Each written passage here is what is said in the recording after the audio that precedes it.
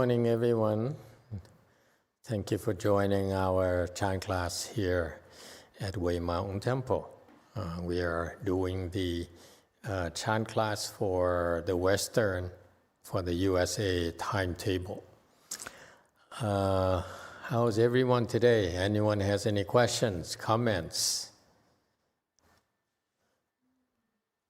Okay, if not, they can go into the Song of Enlightenment.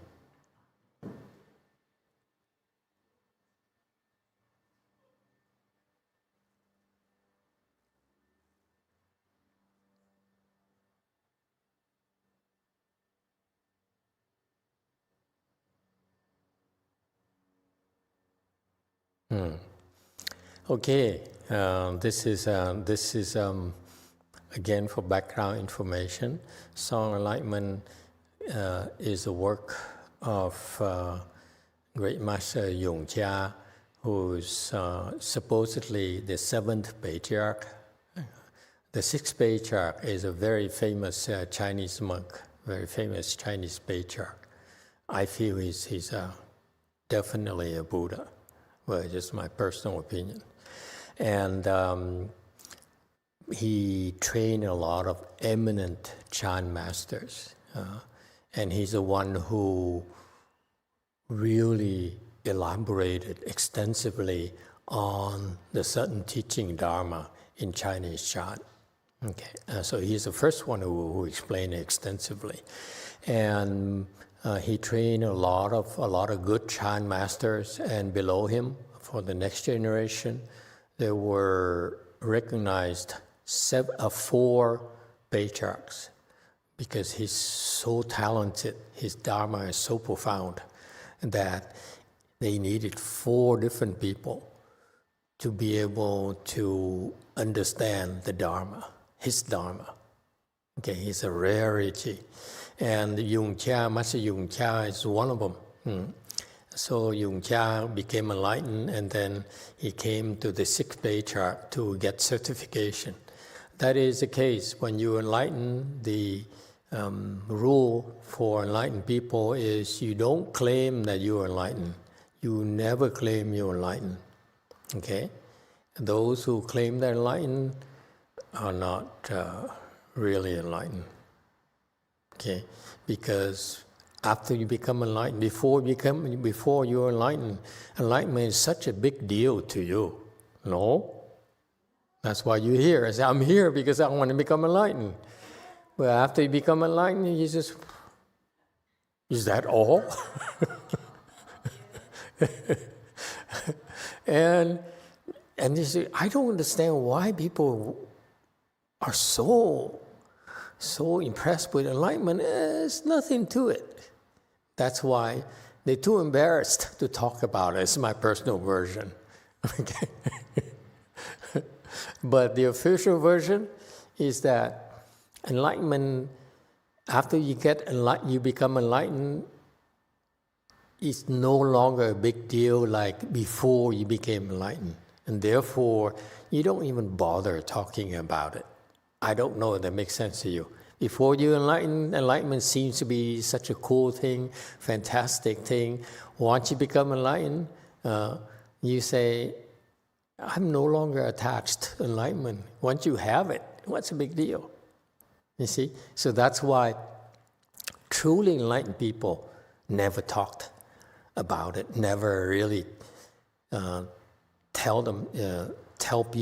others that they are enlightened. And that's why the rule of thumb for enlightened people is that since they cannot tell, they won't tell others they're enlightened, but they're supposed to seek another good advisor to get certified as being enlightened. So Master Yongjia knew that. He said, I think I have a cool state, okay? And so he sought the 6th patriarch for certification. And the 6th patriarch looked at him and certified him. And then after he was certified, he immediately wanted to leave. He said, okay, thank you, I'm out of here. You see? So that's typical enlightened people. They're not attached to anything, including a six-page chart. If I were him, I say, oh, please take me, please take me. I always adored you and admire you, and you're the best thing that could happen to the world. But no, Yung Cha is so cool. He says, okay, thank you, I'm out of here. And so that tells you that how detached Master Yung Cha was. And so the sixth patriarch then say, no, don't go, please stay. So the sixth patriarch is the one who begged him to stay. You see? So that's how Master Yung Cha is kind of a special dude. I mean, special monk. He has very few attachments. So he stayed. Okay, so the sixth patriarch told him to stay. So he says, he's my teacher. If he certified me, I owe him that, and he's a better monk than me anyway. So he stayed for one night. So you see, Master Yung Cha is really has so few attachments. So he came back and he taught chant in his small village. He didn't care. He didn't care to stay around. If he stuck around, for example, he would have had so many followers. But no, he said, I'm busy. I don't have time to stick around here. So I've got work to do. So he went back to his village, a small village somewhere in China. We don't even know where anymore. Probably Yongjia, whatever. It's his small village. He taught chant. That's it. So never really achieved the big recognition, except for this one work. Thank you. So he taught chant and is perfectly happy teaching chant to a handful of people. And then in his spare time, because there wasn't a lot of busy work, so in his spare time he composed his song on enlightenment. So this is the first time ever in the history of Chinese chant where a chant master explained about enlightenment. Okay, so it's the very first time ever. Back then, chant was still in the early stages of development. So this work here is highly revered because it gave insights into what this enlightenment is about. Okay, so it's so extensive that he wrote something about called Song on Enlightenment. And unlike nowadays where people claim they're enlightened, they're speaking nonsense. When Master Yung Cha described his enlightenment, this is really a incredible glimpse, insight into the world of enlightenment, if you will. Okay, that's why it's highly revered. Okay. All right, so we are on slide 103. The context is that he started talking about, he said, what I'm going to talk about is the state of enlightenment. Okay? And I'm kind of ambivalent about it. He is the first one to talk about it. That's why it's a great thing for Chinese chant. But nowadays, it's probably not as advisable because it's a different world. Here we have different kind of culture. But he says my words describing enlightenment this is the nature. My words, it here says my description cuts directly through to the source. It has all the Buddha's seals. What he's talking about is in the Song on Enlightenment, his description of the state of enlightenment. Okay, and if you're curious about enlightenment, this is a work you need to read and try to understand the explanation from masteryonghua, okay, my Chinese teacher. So here Master Yongcha says, when I describe enlightenment for you, my words here in this work cuts directly through to the source, meaning cuts directly through, meaning that he doesn't beat around the bush. Okay? Cuts directly through. So enlightened people, after you become enlightened, typically when they communicate with us, they're very straightforward. So it's cut straight, okay? Cut directly or straight through. He doesn't beat around the bush, okay? There's no need for that. And so this is one of the salient characteristics of people who have wisdom in Buddhism, okay? They no longer beat around the bush. Okay, so cuts directly through, meaning that there is a lot more information available in Buddhism that are not the direct description of enlightenment. Okay, so what I do for you, Master Yongcha says, is that I will cut through all the discrepancies or inconsistencies or the ambiguity of the description of in Mahayana for you. And this is the nature of Chan. Chan is that it's 教外. 教外, it is transmitted outside of the teaching, meaning it doesn't necessarily depend on the teaching. Okay, you don't necessarily have to depend on the Buddhist teachings, in order to become enlightened. Okay, it's a different way to reach or to get through to enlightenment, meaning that whatever you learn in the scriptures, Buddhist scriptures, the sutras and shastras and so forth, have their use. But the Chan school characteristic is that it cuts directly through all that huge Buddhist teachings.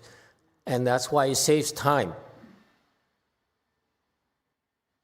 You can spend your entire life learning the Buddhist scriptures, you still can't get very far, okay, because of the depth of the Buddhist teachings. The breadth and the depth of Buddhist teaching is so vast that most people, they spend their entire life learning about it, they don't get it. Okay? And so the Chan school, as Master Yongcha spells it out here, the Chan teaching, Chan instructions is designed to cut directly through, meaning that it's the shortest route to the intentions of the Buddha, to the source. The source is the Buddha's teaching. Okay? And so what I'm describing you, Master Yongcha says, what I'm describing to you in this Song of Enlightenment here is actually my own words, but it directly cuts through all the Buddhist scriptures, all the Buddhist teachings straight to the intentions and meanings of the Buddha. Saves time, basically. And that's why in the Chinese Chan, they said, we are transmitted outside of the teaching. That's the meaning of that.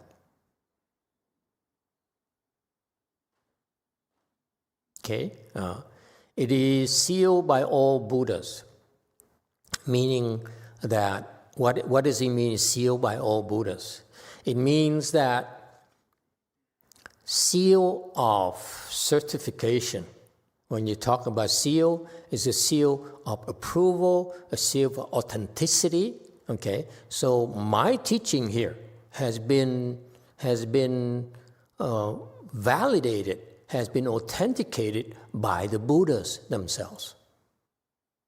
It's a very, very strong statement. He says, have no doubt, have no fear. Okay? My teachings here in the Song Enlightenment is exactly has been approved by the Buddhas. Yes, DTT. 마스터, 제가 마스터께서 저한테 그 배드마우스를 참여하라고 지침을 주셨고 매일매일 하라고 하셨고 그 인스트럭션을 처음 주셨던 게 2022년 11월이었는데 지금까지 매일 하고 있거든요. Master, you gave me some instruction at 2020 November. You said repent bad mouth. So I do repent every day so far. 그래서 이제 지금까지 새벽 예보로 똑같이 가장 오래 하고 있는 인스트럭션이 이제 매일매일 구업을 참여하고 있는 것인데요. 네, 한 번 더 끊을게요. So after the morning ceremony, I repent my bad mouth every day. 제 질문은 저의 기준에서는 그냥 다이렉트로 그다음에 스트레이트로 얘기를 하는데 또 어떤 누군가는 제가 배드마우스라고 하는 거예요. 네. But in my criteria, I said straightforwardly. But some people said it's bad mouth. 그러니까 예를 들면 저희 기준에서 세수를 안 한 사람한테 세수를 안 했다. 세수를 안 하셨잖아요. 라고 말한 것 뿐인데 어떤 사람한테는 제가 구업을 지었다고 하는 거니까 제가 좀 그 경계가 혼란해서요. For example, there is a person who didn't wash his face. So I told him that you didn't wash your face. So I said straightforwardly, but some people said it's bad mouth. So I'm very confusing about the criteria. 그다음에 이제 두 번째 문제는 뭐냐면 제가 이런 생각을 가지고 있다 보니까 마스터께서 시키시는 대로 매일 앞에 그러니까 제가 영화 스님 도량에 있는 동안에는 매일 아침 모닝 세레머니가 끝나면 바로 불단 앞에 나가서 삼배를 하면서 참회를 하는데 시키신 거니까 한다 뿐이지 전혀 제 마음에서는 그냥 사실대로 말한 건데 왜 내가 이게 계속 참여해야 되지? 그러니까 시키셔서 하는 것 뿐이지 저는 아무런 감흥이 없거든요. 그래서 이게 좀 두 가지가 고민이 돼가지고 질문 드렸습니다. So every morning, after morning ceremony, I go in front of the Buddha altar and then I bow 3 times and I repent. But I'm thinking that I'm following your instruction. But I just said straightforwardly, why should I repent? So Very good. Excellent. You've been repenting since 2020? 22, 20? 2022년 11월부터 했었어요. 2022. 22, every day. 영화 스님 도량에 있는 동안에는 했어요. While I'm in your way place. Yes, Only when one of you in my way place. And the rest of the time you did not bother repenting. 그게 아니고요. 마스터 제가 마스터 지침이라서 매일 모닝 세레머니를 하고 있고 만약에 여행을 갔다거나 그러면 능엄조가 포함되어 있기 때문에 마스터께서 새벽 예불 하지 말라고 하셔서 그렇게 장기 여행이나 출장 이런 거를 제외하고 수행을 하는 동안에는 했고 한번 끊을게요. So following your instruction, I do morning ceremony every day. But when I go to some travel or go to business trip, since the morning ceremony include the Shurangama mantra, and then you said it's better not to recite Shurangama mantra, so only except those situations I did every day. 그리고 이제 제가 뭐 일상생활을 데이타임에 하다가도 이거 좀 내가 말실수를 했다라고 인식을 하는 동안에는 당연히 제 구업에서 참여를 하는데 제가 다시 원래 질문으로 돌아가서 제가 이렇게 다이렉트로 스트레이트로 하는 거랑 구업이랑 그걸 잘 모르겠어요. And when I recognize I made a mistake, then I repent. But I'm very confusing about the straightforwardly and then and then the bad mouth thing. I am a little bit lost to myself, I admit to you.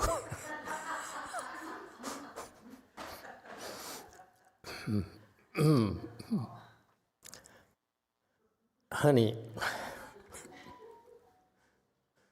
there's something called the middle way. Okay, so we've been repenting all these years, the last 2 years, and you try to be straightforward. Okay, it's a good thing. Okay, now it's time for you to also repent for being too direct.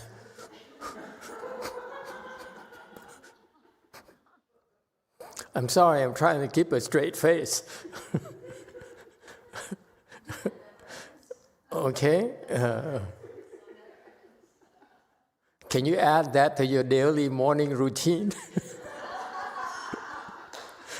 Especially the days that you don't show up to the temple, then you repent for being too direct. And you go to the temple, you repent for being not direct. 그 다음에 말이 나온 김에 질문 드리는데 제가 모닝 세레모니 너무 오래 하고 있다고 생각하거든요. 지금 한 횟수로 제가 2021년부터 했으니까 지금까지 하고 있어서 좀 모닝 세레모니를 다른 걸로 대체해 주시면 안 될까 말이 나온 김에 여쭤봤습니다. And then one more question. I keep my morning ceremony, continuously doing it from 2021. And then I think I did it too long. So could you give me another instruction instead of morning ceremony? Repent that too.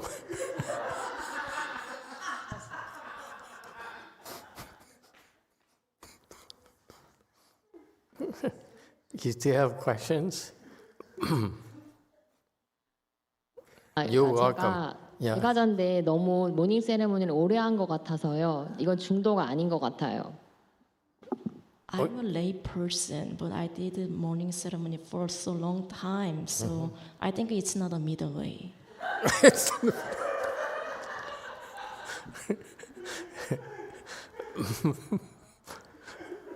Okay, so but you only do it only selected days. You're not doing it every day. That's a middle way. 아니요, 마스터. 저 매일 하고 있거든요. 무슨 말씀이세요? I do every day. You do it every day. Okay. Listen. That's why you calm down so much. Okay. Can we be direct? May I be direct with you? Yeah? 아니요. 네. No, 네. Okay. 네 in Korean for you, non-Korean people means yes. This is how they say yes.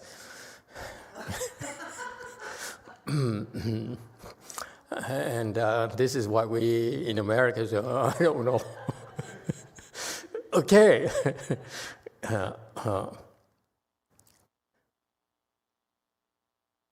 Has your husband complained about you?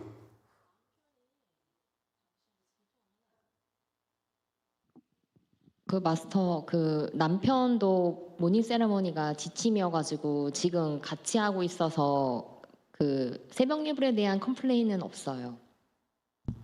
My husband's instruction is also doing morning ceremony, so we do together. So he doesn't complain about the morning ceremony.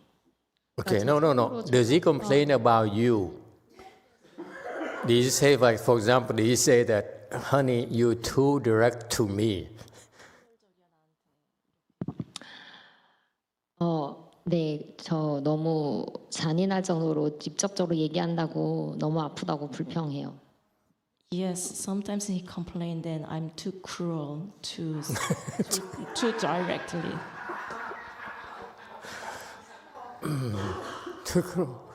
Poor guy. He is very special. Hang on to him, okay? Please. Okay. Listen. You're doing all the right things except one small change now. Remember, repent on the days you don't go to the temple. Repent for being too direct.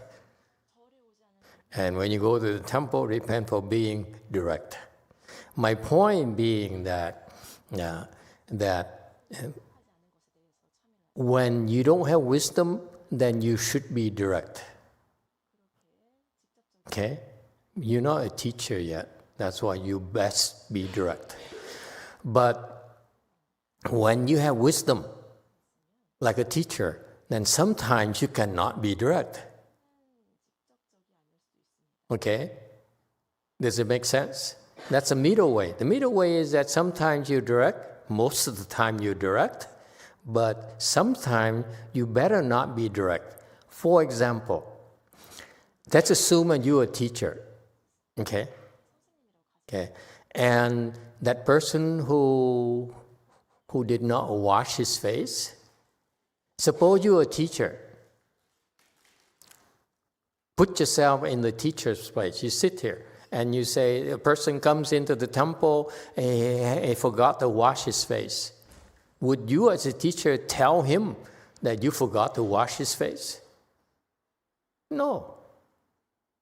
It's not polite, right? You, as a teacher, would call his wife and say, you should remind your husband to wash his face. That's being direct.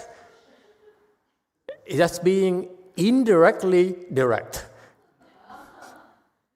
You see? So instead of being direct with him, you direct with his wife. Does it make sense? So the people with wisdom manage to be direct, but indirectly. Does it make sense to you? So sometimes, my point being that sometimes you should be direct, but if being direct hurts someone's feelings, okay, then you don't want to hurt his feelings. So that's why, all joking aside, when someone comes up to you and say, you should not be that direct to me because it's offensive, you should take that seriously. You should say, in that case, I should learn not to be direct with him. But other people who don't complain, especially in a temple environment, it's perfectly okay for you to be direct. Okay? Because if you offend people, tough luck. Okay? However, that's part of our cultivation. You're supposed to be direct, and the people who are offended by that, if they hear, they learn to cultivate and learn to deal with that. However, there's some special cases where the gentleman there who says, I can't take this, you're too direct with me, that really hurts. Then you should step back. You understand? That's a middle way. The middle way is that we're supposed to be direct, and there's a price to pay for everyone. When we direct, we offend people. People are hurt by that. Okay? Since they're all cultivating, that helps them. That's a good thing. It's a good thing to be hurt every now and then when you cultivate. Okay? It wakes you up. Makes you more humble. That you're not perfect. Someone is reminding you you're not as perfect as you think you are. So it's a good thing. So they're doing us a favor when they hurt our feelings in a temple environment. Okay? However, there's exceptions where when you're too direct and it really hurts some people, they can't take it to the point where they come at you and say, you are too much for me. That's when you learn to back off and stop being direct to that person. So those are exceptions. In Buddhism, by the way, in all instructions, you are supposed to be direct is the main instruction, but also in all instructions, there are exceptions. So exception is that you cannot be direct with people who will be hurt by that. Our intention of being direct is not to intentionally hurt anyone at all. Yes, we're going to offend them. Yes, they're going to be upset at us. That's normal, but not to the point where they cannot take it and they would run away from the temple, then you're hurting them. You understand? So you can be direct up to the point where you start really hurting people and they would run away. But if you are direct and the feelings are hurt, but they're willing to work on their feelings, okay? Because basically, when you're direct, it's gonna ruffle a lot of feathers, will hurt a lot of people's feelings. And that's what cultivation is about. You cultivate so that you can not be hurt.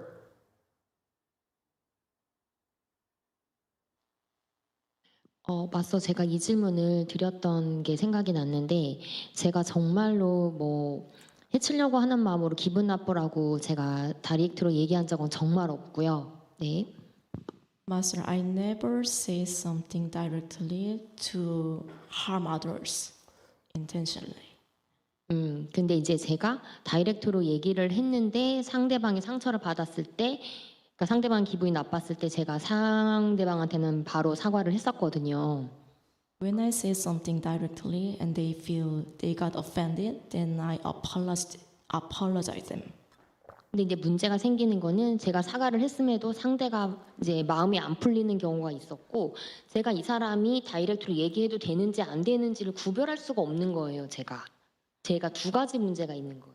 But even if I apologize to them, they still didn't forgive me. So sometimes I'm not sure when I can say directly or when I should not. I could not recognize it. Well, that's a learning process. When you direct, it's bound to offend people. Most of the time when you direct, it's not pleasant. And that's the nature of our cultivation. We don't pretend. Okay? In our temple, you can be yourself. You can express yourself. And if people happen to ruffle people's feathers and offend people, and they show it, we repent. We apologize. Okay? That's what it takes to come to our temple. You come to our temple, we cultivate, and part of your cultivation is to learn to be direct yourself, and then when others are direct with you, they're going to hurt your feelings. You need to learn to deal with it. That's the nature of cultivation of big Dharma assembly. Okay? So you cannot avoid offending people. However, I need to caution you, in your culture, okay, you don't want to make people lose face publicly. Be careful, okay? That's a big no-no in your culture, or Korean culture, Vietnamese culture, okay? I see that it's very, very offensive for most people, okay? So you may not want to be that direct in public, for example. Okay, don't embarrass others in front of others. So one rule of thumb of being direct is that you're not a teacher. I'm a teacher. So I'm supposed to be a teacher, so I can be direct in public because my purpose is to hurt you more than others can hurt your feelings. That's a difference. When you direct with others, the feeling is not as hurt as much as when I'm direct with them, or with all of you. But that's my role, okay? But you're different. You don't want to offend people in public. Just because we're direct doesn't mean that we are careless, okay? Direct is that, direct, let me tell you one more aspect of being direct. Direct is also means that sometimes you have to bite your tongue. You don't say anything. You say, you want to be direct, but you say, I'm going to bite my tongue, wait until I can do it in private, or until a better time for me to say it. So that's part of the learning process. Being direct is that yes, you can be direct, but you can wait Okay? You have to choose the right time to be direct as well. I hope it helps. Okay? So continue to repent. Yes, one.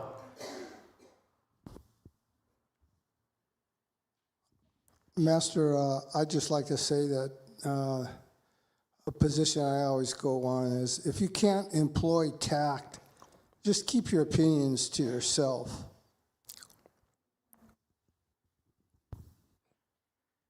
Until the proper time.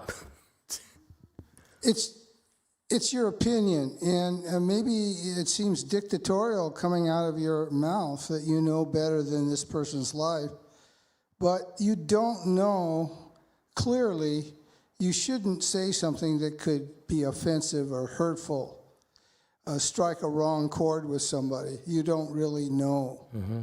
And I don't particularly like people that don't take that into consideration. In other words, I don't really want to be in a prolonged conversation with people that can't respect whom is listening to them. I agree. That's American culture, and you are a lot more considerate of others, people's feelings. And that's the culture here, and you and there. But I went to Korea, and I taught them that when they come to the temple, they can be direct. That's the only exception. When you're outside, you should be considerate and be careful. But at the temple, we are all cultivators. This environmental cultivation is perfectly okay to hurt others' feelings. Okay? And that happens, we all will learn to rise above it. Okay?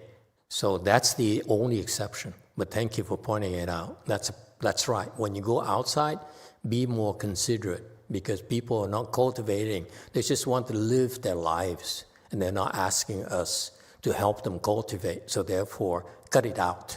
Okay? Behave according to the society norms. Okay? But when you come to the temple, at our temples in particular, this is where we people gather to cultivate, and therefore you can be direct, knowing full well that others can be direct towards you as well. So that's part of our different culture. Because this is a Mahayana concept where the Hinayana, they sit there and they meditate. Okay, they meditate for 10 years in the mountain. Okay, and this is what the Chan masters tell us. Say, go up the mountain, meditate for 10 years. They have a little bit of kung fu. They went down, and people look at them. They are too direct to them, and they lose all their samadhi power. And that's because they cultivate by themselves, so they live in a cocoon. So when they go back to society, they can't handle the criticism. Whereas we live in society. I want to point this out to you, the difference. We live in society. Therefore, when we meet others, even though they try to be nice and courteous to us, observe the proper protocols, they're bound to say things that will offend us. Yeah? It happens every single day. Okay? And we don't know how to handle it. We're so ill-equipped to handle criticism, to handle others' low opinions of us. Okay? And that's part of you use to cultivate. So in a way, in our temple environment, it's okay to be direct and not and don't be so scared of offending people. But there are exceptions, like I just pointed out to Jumi. Yeah, that is, there are exceptions when people come to you and say, "Hey, this really hurts me. Please stop." Then you stop. You apologize. You get down. Okay, I didn't teach Jumi this you get on your knees and say, I'm so sorry, and mean it. Because it's never my intention to hurt you this way. Please forgive me. Okay? I will never do it again. Get it, Jumi? You have to repent sincerely, because our intention when being direct at the temple is never to hurt anyone.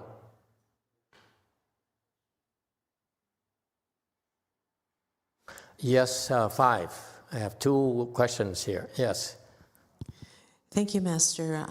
Here on YouTube, on live chat, we have 3 people who are interested in sharing some information. First of all, there is Jane Clymer, who has a comment for Jumi. Jumi, you are always welcome to talk to me directly. I welcome your directness. Then we have Stefan Wonkmuller. Amitabha Master, I would like to get rid of my Buddhist books that are not from Great Master Shenhua or you. They are mostly Japanese Zen or Theravada. What should I do? Thank you. This is from Stefan in Germany. You could give them away to the libraries. I don't know if in Germany the libraries would accept books. That's what I would do. The library would just take any books. Basically, in Buddhism, they can't tell. Anyway, I would give them away to libraries. I would give them, return them to the temples where you got them from, or give them to temples. And what we do here in USA is that there are some people who would want to get rid of their books. They bring it to our temples, and we help them get rid of it. Okay, we burn them. We can do it without creating problems for ourselves, but you can't. So I'm glad you asked. When you have Buddhist things, be careful on how you dispose of them, because it's a very serious offense if you dispose of them improperly. Yes, 3rd question. 3rd is from one of our participants from live chat. His name is Hua, H-U-A. Thank you, Master. This is an update. I believe he has asked questions previously about, I guess, his girlfriend or relationships. He says, update from me. I broke up with my girlfriend a few weeks ago, and actually I'm feeling quite good about that. I thought I might regret it, but I'm okay. Blessings.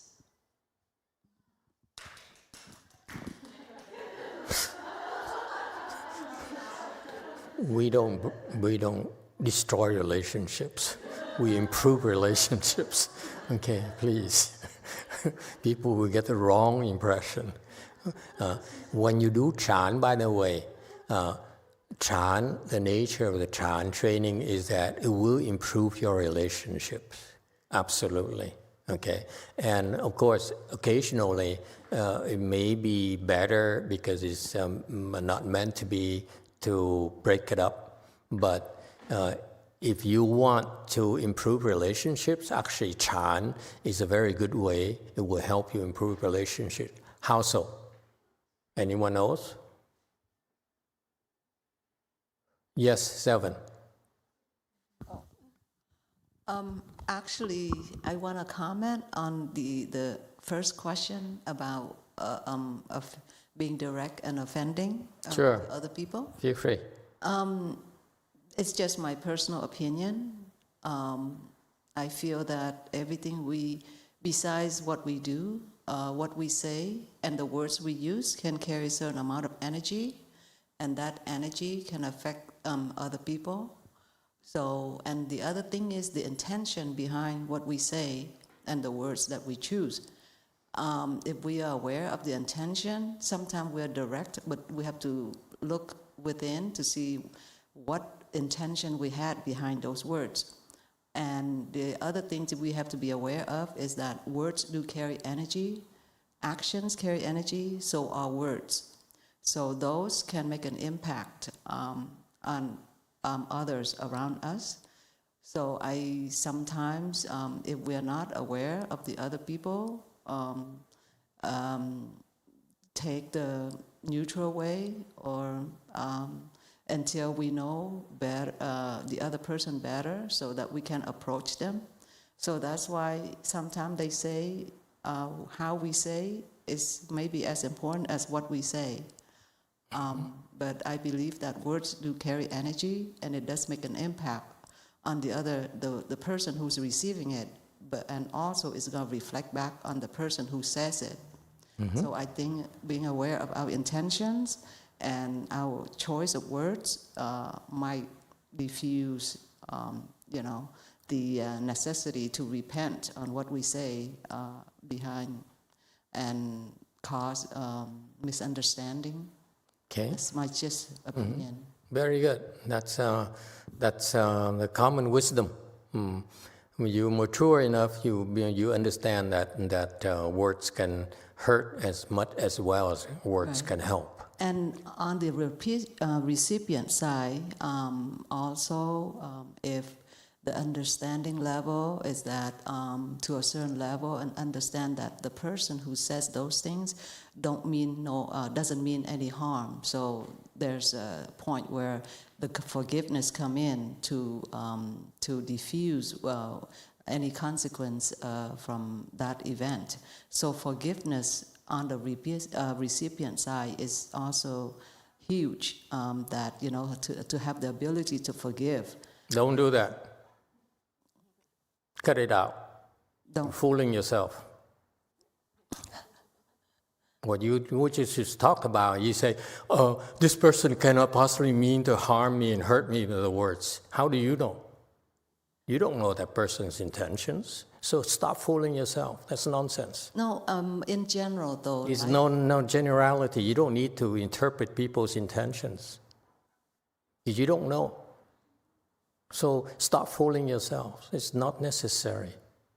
You should only look at yourself only. Don't worry about the other person. That's nonsense. But forgiveness... Forget about forgiving. Forgiveness sometimes is not for the other person, it's for yourself. No. You're fooling yourself. Don't do that. There's no need for it. It's okay to be... The first part of your comment makes sense, because it's a good thing. You have to be careful from your part, not to hurt others. Okay? On the second part, where you look at people's intentions, it's nonsense. It's not cultivation. When we cultivate, we don't worry about the other person. We look at ourselves. I don't worry about the other person, but sometimes, like in real life, like like my husband says certain things to me, and things like that. But if I don't bring myself to the point of forgiveness, it only further add the spark to the whatever is there. So I have to stop myself, and forgiving sometimes is not necessarily for him, but it's for me. You're fooling yourself. For myself. No, don't do that. No need. Okay? When you understand a little bit more, you see that it's a form of self-delusion. We don't advocate that. Okay? There's no need to forgive. We need to be honest with ourselves. You say, I'm still angry at you. That's my truth. I will not try to fool myself into forgiving you, because you Catholic. Okay? It doesn't matter.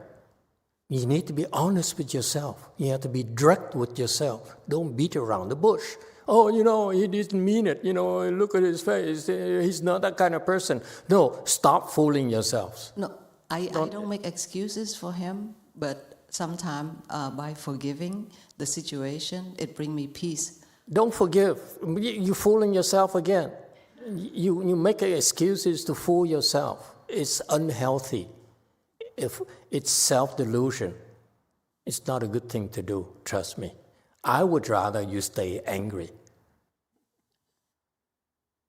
There's better, much more effective ways to deal with your anger than trying to delude yourself into forgiving. nonsense. It's such nonsense to delude yourself. No need. Why? For the sake of peace, for the sake of harmony? That's nonsense. If society is built upon self-delusion, the society is nonsense. It cannot last. Relationships are not healthy. It's based on self-delusion. Be careful. Don't indulge in that. But just remember that. Okay, I know you share your own experience. It makes sense to you, work for you, but I submit to you that the second part, where you feel the need to forgive others for having offended you, is nonsense. There's no need. You have to be true to yourself. You have to say, I'm still angry because of those words. And by looking at your anger, you'll be able to fix it. But if you delude yourself and say, I don't want to be angry, it's better for me to forgive someone so that I'm not angry anymore, it's self-delusion. That's not Buddhism. But sometimes I feel that's more like a practice of compassion. Another delusion. Be careful. Okay, this is where Buddhist teachings are abused and misinterpreted. That's not what the Buddha meant. It's not how you're supposed to cultivate. That's wrong. It's self-delusion. We don't advocate it. Yes, in the back. 8. Thank you, Master. I'd like to make some comments. During my first year of my marriage, I had a difficult time to communicate with my husband. And my husband being born here, and he's like totally Caucasian, I was communicating with him very directly. And I remember the first year of marriage, he told me, your words are like a razor blade. It hurts my feeling. And me being very direct person, I didn't get it.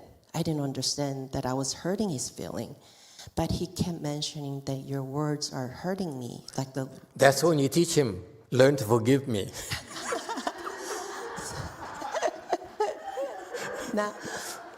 Now through the cultivation, I now begin to understand that I need to balance. Sometimes it's being middle way and being at right timing, where I could be direct. Sometimes I can't. So I think... For you, most of the time you can't. Yeah. But through the cultivation, it That's really... a middle way. You Yes. have to recognize the balance. Right. So through the cultivation, I began to realize that it really helps the relationship between husband and wife. Yeah, we screw up. In a relationship, we all screw up. And we recover. But don't fool yourself. There's no need. Because it ruins relationships, by the way, in the long haul. Okay. Yes, 5. So I have a comment for the lady. I think I tried that too, like try to forgiving, as if I'm like someone who could forgive people. But in relationship, I think what I did was sugarcoating the situation. It's kind of like a low form of coping skill. It doesn't really resolve the problem. So when you really stop doing that, and just like Master said, looking at the problem and why am I angry, why am I hurt, then that really teaches me how to be a better person, and eventually it helps with the relationship. So I'm going to give you the answer. Time is short, so no more questions. We could be here forever. I asked you the question. What was the question? Anyone remember? Jung, what's the question? He wasn't paying attention. Caught him finally. It's 5 minutes ago. The question is that when you practice Chan, it will improve interpersonal relationships. Why? Let me tell you, this is a very important aspect that most people don't realize. When you practice Chan, okay, your relationship will improve. What does it take to improve relationships?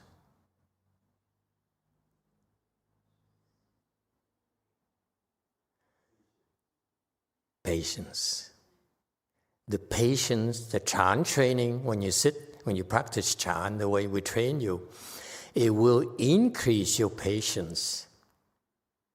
And that's the essential ingredient for improved relationship. We always have conflict. When you put two people together, it's always conflict. Doesn't matter. You start being lovey-dovey, and then won't be soon, I don't like you anymore. You look so ugly in the morning. You don't do dishes. You're a slob. You don't wash your face. Okay? So you're bound to have conflict. And this is why relationships deteriorate over time, because it adds up and up and up.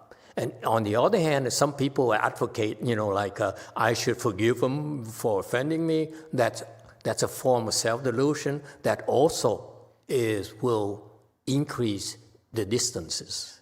The resentment is still there.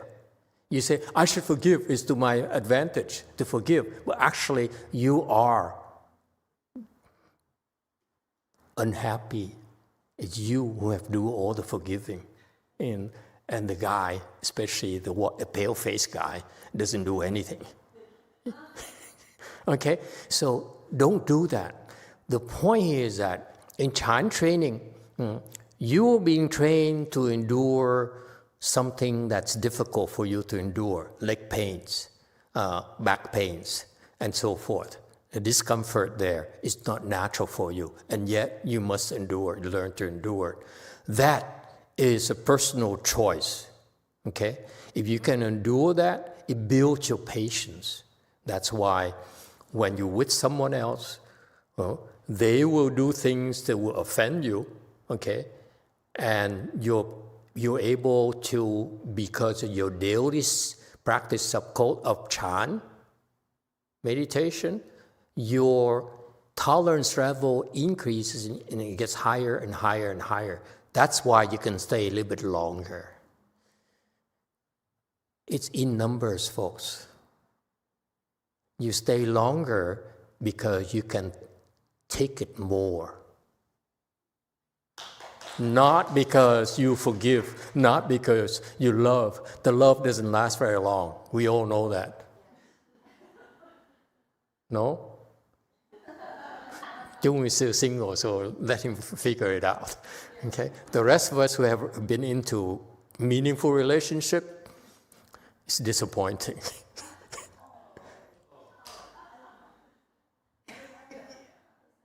Okay? The only way for us to stay together is to tolerate more and more and more. And that's a Chan training, to the point where it's no longer tolerating, but also forgiving naturally without fooling ourselves. How can you forgive? How can you forgive? You forgive, learn, and this is a lesson for you. You forgive by first tolerating the hurt. Okay? And number two, Chan will teach you to recognize your attachment that makes you get hurt. And you drop the attachment, he can't hurt you anymore. She can't hurt you anymore. Okay? That's a secret of great relationships. Yes, after a while, the love is not there anymore.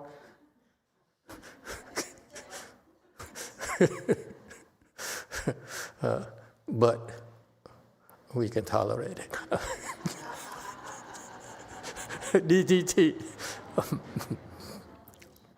마스터 마지막으로 그러면 그러니까 매일 참회는 하는데 알터 앞에 가서 참회하는 것만 좀 수정해 주실 수 있을까요? 어떤 문제가 있냐면 제가 앞에 나가서 참회를 하니까 제 엉덩이가 마스터 XC를 향하게 돼서 좀 비켜서 했더니 지금 종인 스님까지 계셔가지고 알터 앞에 나가서 참회하는 것만 조금 수정해 주셨으면 감사하겠습니다. Master, I will repent every day. But one thing, could you change it? Your instruction is to repent in front of the altar. But if I do that, my hip point to the Master XC, and then if I turn the direction, my hip point to the Jongin S님. So could you please change it? One final instruction for you. When I tell you not to ask questions, don't ask questions.